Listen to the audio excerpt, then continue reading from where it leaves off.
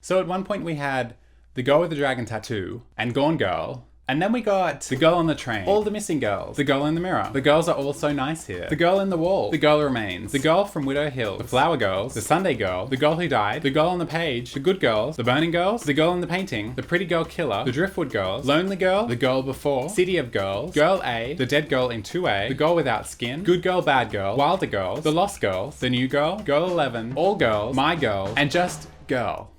So, can you perhaps guess what the buzzword of choice has been for thriller novels for the past decade? Because, I don't know, for some reason, I have this feeling that it might be girl.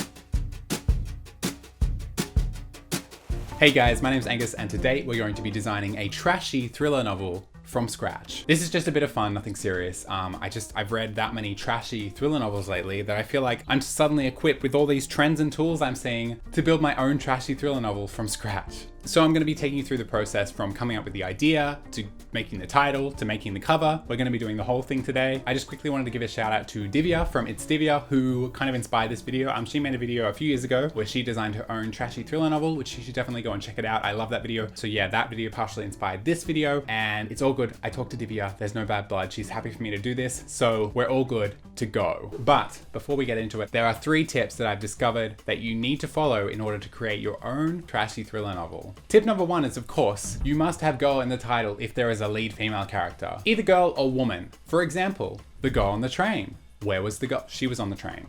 The girl from Widow Hills. Where is the girl from? She's from Widow Hills. You can find that out from the front cover. There's no mystery here. If you have a male lead character, same thing. It better be the boy in the tower, or the boy on the hill, or the man in the coat. Because how are you gonna sell your novel if people don't know that it has a man in a coat in it? Like, come on. Simple stuff, guys. Rule number 2 is that the main villain of your story must be the first normal character that we meet that has no sketchy backstory or motives, because that way we'll never guess who it is. I've discovered there seems to be a trend in recent thrillers where the killer ends up being the person who has given no backstory or no motive. And then we get a monologue from them at the end, revealing everything about their past. Personally, I think it's quite lazy writing, but apparently that's what sells. So if you want to sell your book, you better make the villain the only character that has no dimensions, no backstory, no nothing, okay? And rule number 3 is you have 2 options for color schemes, blue and yellow, or red and black. If you do anything else, no thanks. We don't want it, okay? We don't want it. We only read yellow and blue books or red and black books. No green and orange, no purple and pink, red and black, or blue and yellow. That's it. Alrighty, so now we're equipped with my 3 top tips. We're gonna start off with the writing process, I guess you call it, if that's what you want to call it, the plot. Let's start off there. Alrighty, so we were going to come up with our own plot on our own, using our own creative energies, but I found this mystery plot, I can't spell, mystery plot gel. Let's try that again. Mystery plot, oh my god, it's hard doing this with a microphone in front of me. Anyway, I found this mystery plot generator. It's like a website, and it creates your masterpiece for you. So I thought, this is probably what a lot of publishing houses do when they come up with these new ideas. So why don't we do it? Let's just sporadically fill this out with whatever we can think of. Okay, the name of your protagonist, like Sally, something boring like Sally Swanson. Sally Swanson. Female, of course, because we gotta have girl in the title. 2 love interests. Sally's gonna be bisexual, so her male love interest is going to be Brett Bachman. I'm sure he's a douchebag. And what about Kristen Radish? Beautiful. Name your mysterious town. Chicago. Is that okay? It's a city, but anyway. 3 types of crime or sin. Robbery. What about like tax evasion? That's a crime. Parking illegally. And world domination. Oh, can I spell? World domination. Cool. 3 adjectives that could be used to describe places. Empty, eerie, fun. I don't know, places can be fun. Or is that, an adjective that could describe an object. Spiky. 4 positive adjectives to describe somebody's character. Okay. Bubbly, standoffish, It's a boring one. Someone's boring. Like plain. Too much. Is that? Let's just try it. Maybe it'll work. An event. I don't know. Saturday. No, Saturday's not an event. The weekend. What kind of suggestions do they have? Engagement party, no, that's been done. Valentine's meal, carol service, caroling. Yes, they can be Christmas caroling in Chicago. An activity two people could do. Oh, they could be caroling together. Yeah, I like that better. Yeah, caroling is gonna be there. Is that how you spell it? I don't know. An event. What's an event? Why can't I think of anything? Like, I don't know, Nicki Minaj concert. That is an event, is it not? Okay, 2 jobs. Accountant and something polar opposite. Archaeologist. No. Accountant and treasure hunter. That's good. Okay, something you can be addicted to. Coffee. I feel like I'm addicted to that. An object. Anything? Like a kettle. Okay, well, what about a blender? Cool. That's it. Okay, we did everything. What's my pen name? R.M. Radisson. R.M. Radisson. B.M. Radisson. No, I hate that. R.M.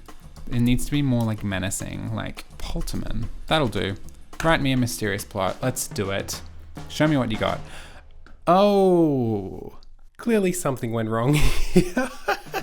So the title we got given is The Spiky Blender, a mystery by R.M. Polterman. Probably gonna have to edit that one, unfortunately. Well, maybe not. Maybe we can work with this. Let's see. Here's the plot. The empty, eerie town of Chicago. I'm gonna let that slide. Clearly, this author has never been to Chicago or has no idea what Chicago is. Anyway, the empty, eerie town of Chicago holds a secret. Sally Swanson has the perfect life, working as an accountant in the city and caroling with her plain boyfriend, Brett Bachman. Does that mean they carol like every day? Like even when it's not Christmas? Whatever. However, when she finds a spiky blender in her cellar, she begins to realize that things are not quite as they seem in the Swanson family. A Nicki Minaj concert leaves Sally with some startling questions about her past. Fair enough. And she sets off to fun Chicago, to find some answers. At first, the people of Chicago are bubbly and standoffish.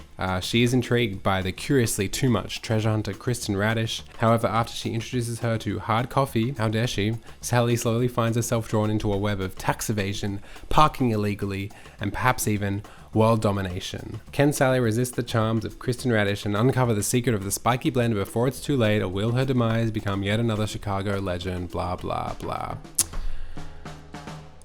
It kind of sounds like a Riley Sager novel.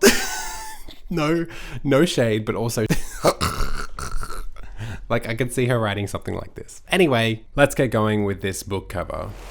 So yeah, apologies if I sound horrific. I somehow got sick in the middle of making this video, so that's why the voice has kind of changed. You probably noticed that I started to sound like a little gremlin. So I was going to completely revamp the title and spice it up a bit, but in classic publishing fashion, I just decided to stick the girl with on the front of it and call it a day. So we have the girl with the spiky blender. Obviously, I'm sticking with the blue and yellow color scheme because them's the rules. And I wanted to do like a double exposure kind of thing with like some model looking dramatically into the camera. Yeah, like a double exposure with like a city skyline. Remember when it used to be like so out to have like a person on your book cover? Like if that was a real life photo, that used to be like so frowned upon. That's out the door these days. There's so many faces on book covers. Like it's like not even, it's encouraged if anything. Like there's so many. I sound like some old git, like when I used to be young in the book industry. Man. Anyway, so what's next? Oh yes, this darn skyline. It was so hard to find a nice skyline photo that was high quality of Chicago. So hard that I ended up having to like give up and just search for a generic city skyline. It's just like not there. Like it doesn't, you know, I wanted one from like water level. You know what I mean? Like from POV of a person. I'm not explaining this well. Anyway, it was really hard to find. So I had this, and then this is all just testing it out. You'll see what I mean and what I was trying to do. I wanted to like the half of her like back and face to be like the buildings like growing out of her, like she's got some big weight on her shoulders. The city of Chicago is a big weight on her shoulders because that's where the spiky blender is. But this is just testing, so I don't end up going with this. I ended up, you'll see, I end up picking the most like identifiable city in the world just to like really rub it in everyone's faces that the author has no idea what Chicago looks like. Yeah, we choose New York. We choose a New York City skyline. So yeah, just like not just like the most identifiable skyline on the planet Earth. So great. I ended up switching up the model photo and we went with this more dramatic like pose. I feel like the having the back slightly more towards the camera worked a lot better. And I could kind of cut her face in half because it's nicely turned. So chuck that in, made her black and white. I did toy with the idea of bringing a blender in there somehow, but it just wasn't working. So got the blue on her. And then this is the photo I went with.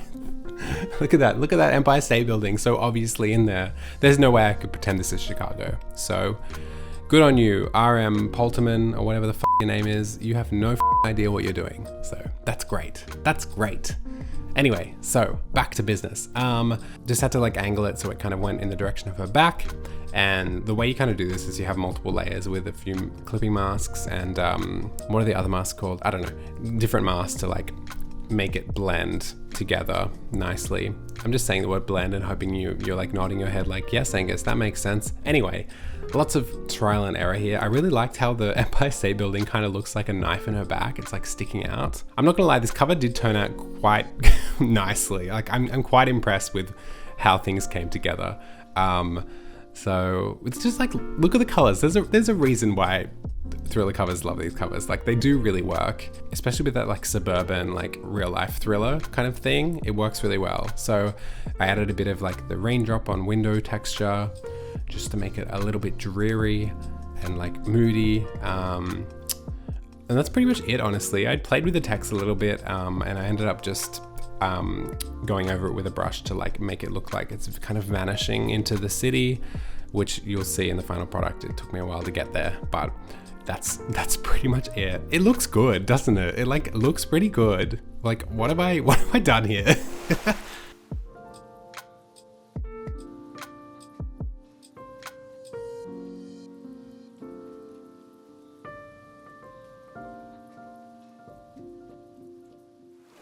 Alrighty guys, that's the final cover, the final title, and the final premise of our trashy girl boss thriller novel. So yeah, thank you guys so much for watching. I hope you enjoyed. Let me know what you think of this horrible trashy girl boss thriller, because I sure as hell would never pick this up. So as I said at the start, this is obviously just a bit of fun. Thank you guys so much for watching, and I'll see you next time in another video. Bye.